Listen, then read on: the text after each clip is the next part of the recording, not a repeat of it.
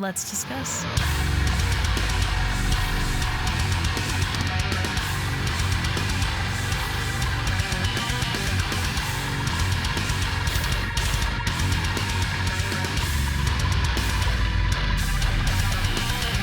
Hey everyone, it's Rachel back again with another video, and today I'll be checking out a new track from SPIRITBOX that comes with the announcement of their upcoming EP, The Fear of Fear, which will be out on November 3rd. Silent Planet has also announced a release for their upcoming album, which will be on the same day. Gonna be another exciting release day.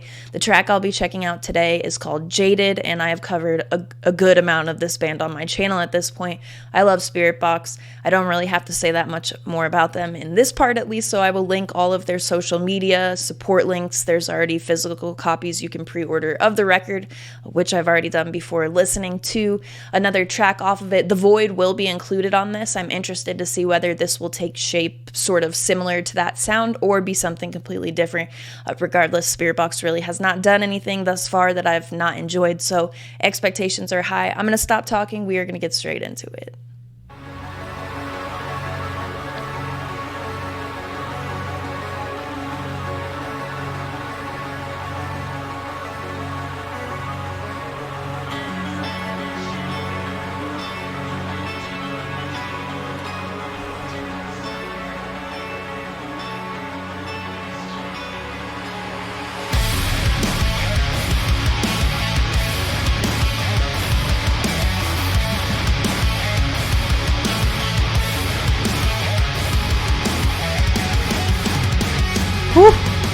I feel alone in my body. I feel a silence underneath.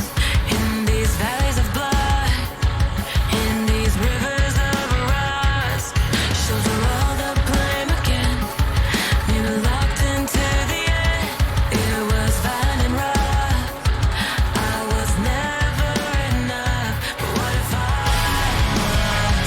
Take all enough till I lay down the road. Like the remorse swam. What if I been tied 1,000 lives to get my goals? Ooh, that snare sounded right too. And I've always been ashamed that I wanna fall into a dream with my honor desecrated, blood jaded. I've never found a way to be honest. All I know is a place where I hunt and memories faded, blood jaded. If I try to say it's the crimson gate, by a falling string, meant to turn in the luck for me. I can't live, so I justify. It's a lumber of confidence, under pressure of influence. Not a curse that I could never do right. What if I was? What if Ooh.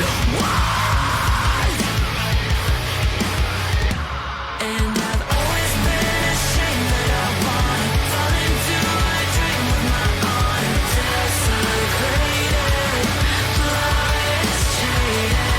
I've never found a way to be honest. All I know is a place where I hunt and memories faded, blood jaded.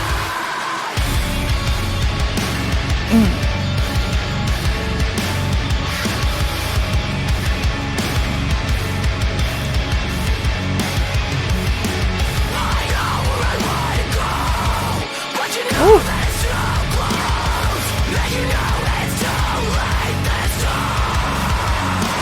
And I've always been ashamed that I wanna fall into a dream with my honor. The glass breaking reminds I've never found a way me of Holy Roller.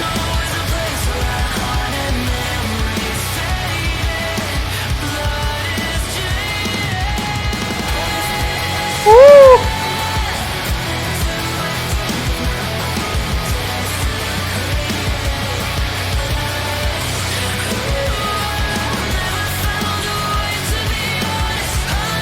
Ooh, earworm.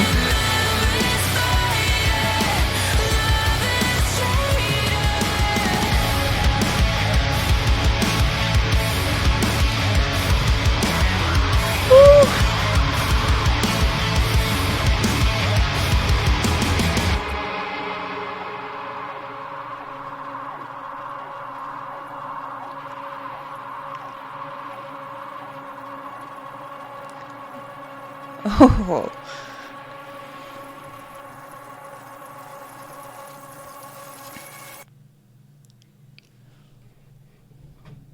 SPIRITBOX, Jaded, let's discuss. I think that this one will be really well received. It's got a lot of what people are looking for from SPIRITBOX, at least I think. With The Void, I really enjoyed that song. I think part of the problem is people go into every single release expecting the best song the band has ever written, and for it to include every single sound the band has laid down and stuff. And not digging a song is fine. I think that if you don't get on with the lighter tracks from SPIRITBOX, because The Void is just incredibly catchy to me. That chorus lives in my head. The more I listened to it, the more I enjoyed it too. There are things that I enjoy a lot more from SPIRITBOX, but it didn't prevent me from enjoying the track. But I think going into the second single taken off of this EP and having something like this, it'll appeal to more of those people who really didn't dig The Void. But it shows that SPIRITBOX can do, the slow it down but keep it groovy. There are still some big moments from Mike in The Void, as well as Courtney just being able to sing really well and kind of deliver on a certain mood or a certain vibe for a song like The Void, and then go into something like Jaded, where I still think Jaded brings in some of what is done so well on The Void with vocals and such, but obviously there are screams on this track, and it just has an approach that feels a bit different, especially ending out the song the way it did. That to me brought it up even further.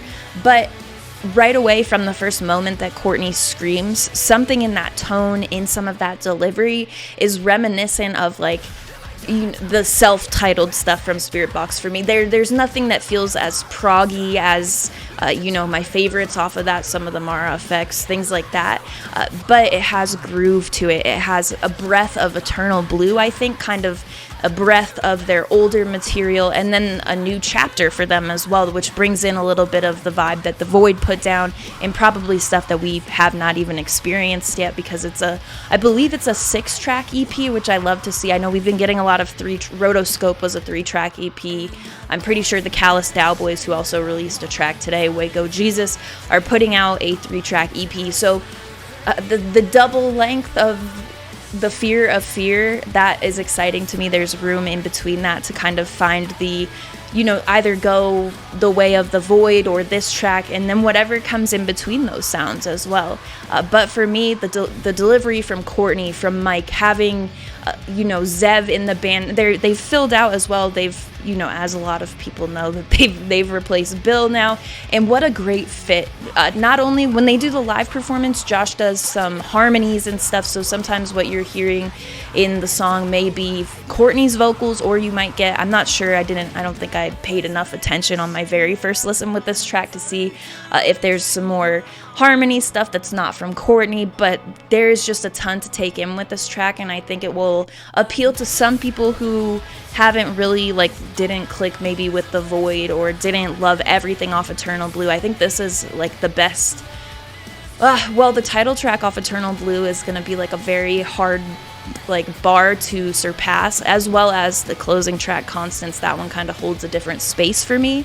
It's not something I would go into their future music looking for, or that I even really need more of, because that song serves its purpose for me.